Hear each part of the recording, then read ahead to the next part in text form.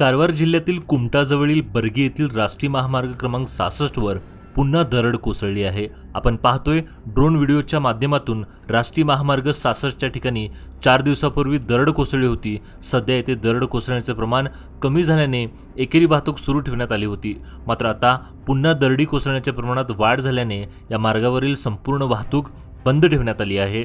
सुदैवाने आजच्या दुर्घटनेत कोणतीही जीवितहानी झाली नाही। सदर दरड हटवण्यासाठी IRB बांधकाम कंपनी कामाला लागली असून पोलीस प्रशासन अधिकारी घटनास्थळी तळ ठोकून आहेत। 2 दिवसापूर्वी याच ठिकाणी कोसळलेल्या दरडीमध्ये आणखी 2 मृतदेह सापडले आहेत। दुर्घटनेतील मृतांचा आकडा आता 6 वर येऊन पोहोचला आहे।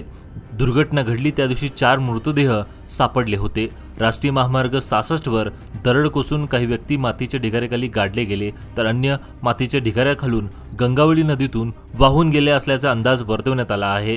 या घटनास्थळापासून सुमारे 30 ते 40 किलोमीटर अंतरावरील मजगुर्णी गोखर्ण येथील अवंतिका नाईक या बालिकेचा मृतदेह आढळून आला आहे।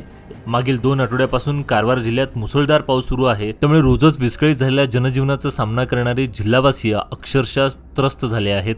सर्वत्र पाणी साचले असून ठिकठिकाणी दरडी कोसळणे, वाहतूक ठप्प होणे आदीमुळे जनता मेटाकुटीला आली आहे। हवामान खात्याकडून जोरदार पावसाचा इशारा देण्यात आला असून त्यामुळे नागरिकांनी स्वतःची काळजी घ्यावी असं आवाहन करण्यात आलं आहे।